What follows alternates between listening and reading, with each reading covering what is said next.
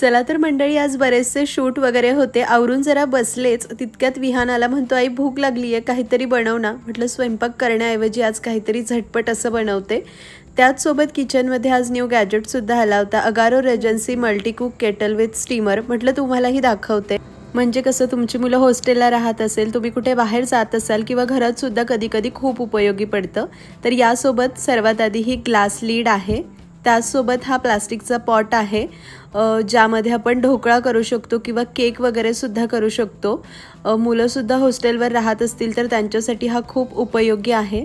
त्याचसोबत हा स्टीमर आहे, स्टीमरमध्ये तुम्ही काहीही वाफवू शकतात, वड्यांचे प्रकार किंवा भाज्या वाफवू शकतात, मोमोज वगैरे काही आपण वाफवू शकतो. त्याचसोबत एक बॉइलिंग ट्रे आहे, तर यावर आपण सहज अंडी उकडून घेऊ शकतो. मुलं हॉस्टेलला असेल, आपण कुठे बाहेर जात असलो तरी गॅसशिवाय आपलं भरपूर काम यावर होतं. आणि हा स्टील रॅक आहे, यावर आपण काहीही ग्रिल करू शकतो किंवा मग आपल्याला जर काही वाफवायचं असेल तर हा पॉट आपल्याला यावर ठेवावा लागतो. त्याचसोबत जर अंडी तुम्हाला उकडायची असेल तर अंड्यांचा ट्रेसुद्धा या पद्धतीने या स्टील रॅकवर ठेवायचा. खाली पाणी वगैरे घालायचं, कसं वापरायचं मी तुम्हाला पुढे दाखवतेच. तर या पद्धतीने हा Agaro regency मल्टीकुक kettle with steamer आहे आणि आतून छान स्टेनलेस स्टील इनर वॉल आहे. याची खास गोष्ट म्हणजे माहिती आहे का, जर आपण खाली काही शिजवत असलो तर वरती स्टीमरमध्ये आपण दुसऱ्या गोष्टी वाफवू सुद्धा शकतो. म्हणजे एखादी वडी तुम्हाला वाफवायची असेल, भाज्या वाफवायच्या असेल, काहीही मोमोज वगैरे वरती ठेवून आपण वाफवू शकतो. त्याचसोबत युजर मॅन्युअलसुद्धा आपल्याला मिळतं. हे पॉवर बेस आहे. आता सर्वात आधी आपण ढोकळा कसा करायचा ते पाहून घेऊया. तर मी हे ऑन करून घेतलेलं आहे. इथे स्विच आणि इंडिकेटर लाईट आहे, 2 स्पीड असतात, 1 आणि 2. तर मी आत्ता सध्या 1 वर ठेवलेलं आहे. यामध्ये ना इनर वॉलला मॅक्सिमम आणि मिनिमम वॉटर लेवल दिलेले आहे. मिनिममच्या वरच आपल्याला पाणी ठेवावं लागतं. पाणी मी त्यामध्ये घातला, स्टील रॅक ठेवली आणि हा जो पॉट आहे प्लास्टिकचा त्याला थोडं तेल लावलं आणि ढोकळाचं बॅटर मी झटपट तयार करून घेतलं होतं. तर ढोकळाचं बॅटर घातलं. फक्त ढोकळाच्या बॅटरमध्ये इनो किंवा सोडा इथे पाणी गरम झाल्यानंतरच घालायचं आणि हा टीन फक्त अर्धा भरायचा. झाकण ठेवायचं आणि एक 10 ते 12 मिनटं ढोकळा मी 1 स्पीडवर वाफवून घेते. झाकणाला होल आहे, वाफ बाहेर येऊ नये म्हणून एखादी लवंग त्यामध्ये घालू शकतात किंवा फॉईल पेपर थोडासा लावू शकतात. मस्त असा एक 12 मिनटं ढोकळा मी वाफवून घेतलेला आहे. चेक करून घेऊया, टूथपिक किंवा सुरी रोवून पाहायची. अगदी क्लीन आली म्हणजे ढोकळा मस्त शिजलेला आहे. याला आपण बाहेर काढून घेऊ, चटका लागत नाही. गार झाला की तुम्हाला दाखवते.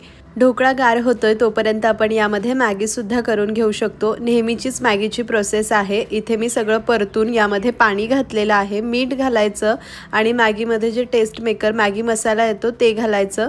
सगळं व्यवस्थित एकजीव करून घ्यायचं आहे. आणि इथे स्पीड मी आता 2 वर करणार आहे, म्हणजे कसं पटकन याला उकळी येईल.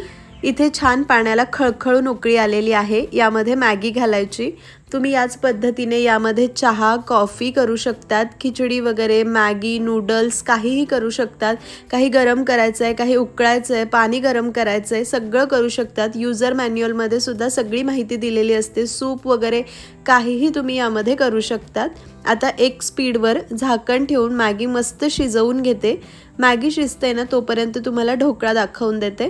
ढोकळा गार झालेला आहे, काढून घ्यायचा. एजेस वगैरे लूज करण्याची गरज नाही आहे आणि ढोकळा कट करून घ्यायचा. तुम्ही याच पद्धतीने यामध्ये केक करू शकतात. केक झटपट करायचं असेल ना तर चॉकलेट बिस्किट घ्यायचे, मिक्सरला बारीक करायचे, दूध घालून पेस्ट करायची आणि थोडंसं इनो किंवा सोडा घालून लगेच स्टीम करायचा. मस्त तुमचा केकसुद्धा तयार होतो.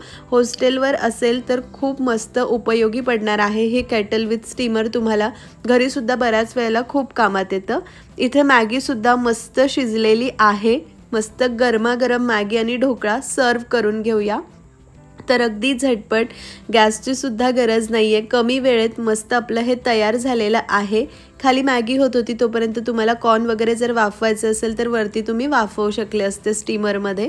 आता क्लीन कसं करायचं, पॉवर बेस साईडला करायचं. केटल संपूर्ण गार झाली की मग पाणी घालायचं आणि हे विसळून फेकून द्यायचं. त्यानंतर हलक्या हाताने सॉफ्ट घासणी आणि लिक्विड सोपने किंवा कशानेही याला घासून घ्यायचं. परत एकदा धुवून पुसून कोरडं करून घ्यायचं. फक्त लक्षात घ्या की ही केटल डायरेक्ट सिंकमध्ये नळाखाली लावायची नाही, तिच्या पॉवर बेसला म्हणजे खालच्या साईडला पाणी लागायला नको। मस्त हे सुद्धा मी क्लीन करून घेतलं। तुम्हाला सुद्धा घ्यायचं असेल तर डिस्क्रिप्शनमध्ये लिंक आहे। व्हिडिओला लाईक शेअर सबस्क्राईब करा।